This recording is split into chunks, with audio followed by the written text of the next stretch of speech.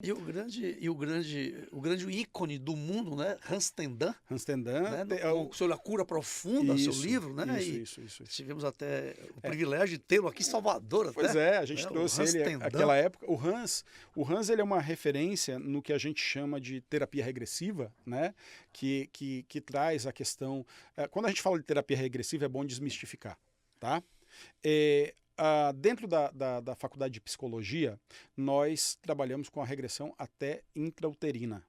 Ok? Sim. A partir do 3º mês de gestação, existem estudos que dizem que aquele feto consegue ter memórias afetivas e trazer aquilo para cá. Começa a construir, talvez, aí, o que o Jung chamou de complexos. Isso. Da inconsciência pessoal. Isso. E não dos arquétipos, que é da inconsciência coletiva, que é antes do útero, vidas passadas. Exatamente. É de uma... E aí o que acontece? Dentro do movimento de psicologia transpessoal, né, e que vai além, aí tem outras linhas, e aí a gente traz a questão, por exemplo, de uma terapia de vidas passadas, tá? Que começou lá com Brian Weiss, lá atrás, com aquele livro Muitas Vidas, Muitos Mestres, que o Hans é uma referência mundial, existe Netterton, existe uma turma aí fantástica que estuda essa linha também. E aqui na Bahia a gente tem um expoente que é o professor Idalino, né? Professor Idalino Almeida, professor grande Isa. Professor Idalino Almeida é um expoente disso. Inclusive agora o livro dele de psicoterapia com inconsciente e ressonância está sendo utilizado. A gente fez um trabalho, você lembra disso, né? Lembro, sim. Grande Isa, ele tem até um retiro aqui em Piatã, na Bahia. Ele fez um trabalho agora e o livro dele está sendo vendido e está sendo disponibilizado pelo Conselho Federal de Psicologia. Que legal. Sandro, a gente está falando aqui para milhares, se não milhões de pessoas, né? Uhum. E esse assunto está muito interessante, sim, né? Sim. E tem pessoas que não acreditam em vidas passadas. Certo. Tem pessoas que acham que a vida é aqui, acabou, etc. e tal. Todo mundo tem suas crenças, tem que ser respeitada, etc. e tal.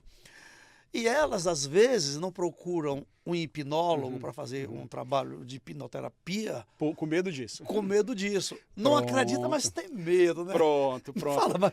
Bom, eu costumo... Você sabe que eu ministro aula em algumas pós-graduações, já dei aula em faculdade, faço um trabalho de divulgação muito forte da hipnoterapia, porque eu acredito muito nisso, né? E inclusive quando eu entrei na faculdade de psicologia foi para respaldar o meu trabalho como hipnólogo. Depois eu entendi que a coisa era muito mais ampla. Mas o que eu costumo dizer? Vamos lá. Dentro da visão da regressão, tá? Vamos falar do processo regressivo. A gente tem estudos que falam sobre a memória epigenética, tá? Que é a memória que vem dos ancestrais, etc, etc. Então, por exemplo, você pode... Que o Jung chamou de arquétipo. Exato. E você imagina o seguinte, vamos falar da parte física, né? Você lembra que há muito tempo atrás clonaram uma ovelha, a partir da célula de uma ovelha, a Dolly, e fizeram uma ovelha igual à ovelha com uma célula dela, tá? Com os comportamentos da ovelha, com tudo da ovelha, era uma ovelha. Sim. Então, eu sou cromossomos do meu pai com cromossomos da minha mãe. 23 de cada. Exatamente. A mistura do meu pai e da minha mãe, que por consequência do pai dele e da mãe dela e tal. E o que acontece? Esse material genético, ele pode carregar emoções, lembranças, ok? Olha que ele legal. Pode carregar. Não tão somente biologicamente falando, exato, mas também psicologicamente falando de emoções, geneticamente emocionais. Exatamente. Das emoções. Que e aí o que acontece?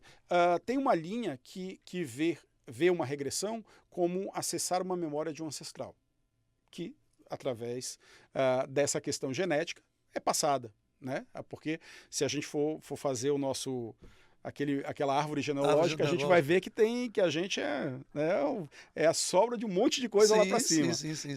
Tem uma outra que fala o seguinte, que essa envolve crença, tá?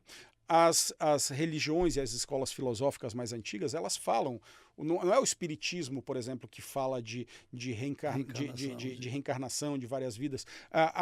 O budismo fala disso há quantos mil anos aí. Milhões de anos. Então, quando a gente fala assim, o espírita está falando que nasce e morre, não. Isso vem de muito antes. Muito antes, inclusive, do que o cristianismo. Sim. É de bem antes, claro. Tá? Então, assim, quando a gente vai para o lado da crença, a gente está falando que existe uma existência que tem uma fonte, né? Vamos chamar essa fonte de Deus, Sim. tá?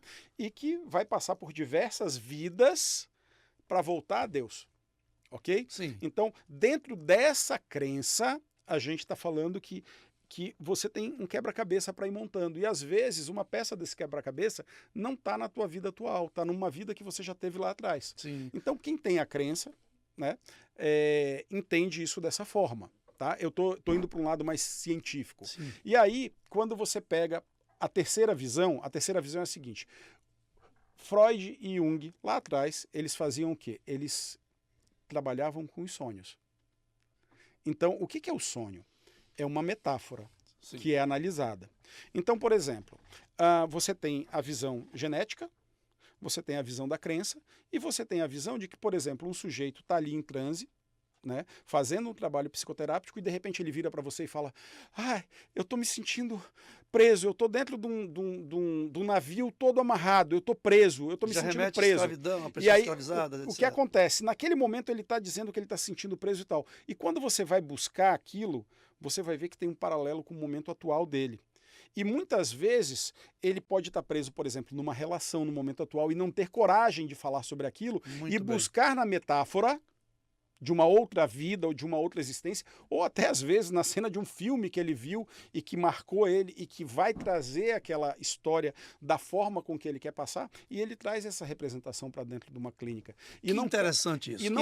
Não cabe ao psicólogo julgar. Não me importa a clínica dele, a crença dele, não me importa. O que me importa é o conteúdo que ele está me trazendo. Então, se você ele tá interpretar isso e levar para ele o prato feito. Exatamente. Né? E na verdade, o que acontece? A partir do momento que ele verbaliza isso, seja numa história do passado, seja numa referência do presente, ele está tendo contato com aquilo que está machucando ele, com aquela dor que está ali, e que durante muito tempo talvez ele não conseguisse nem verbalizar aquela dor. Até eu diria que por questão do inconsciente, de uma proteção, né? Uhum. Ele não pode verbalizar, tanto é que no estado alterado de consciência, ele trouxe uma metáfora, que estava num navio preso, na verdade a prisão dele é atual. Agora. Isso é uma proteção do inconsciente. Exato. Então, a gente tem esses três caminhos, Wilson, e os três respondem muito bem. Né? Um, a ciência está buscando, que é a questão genética.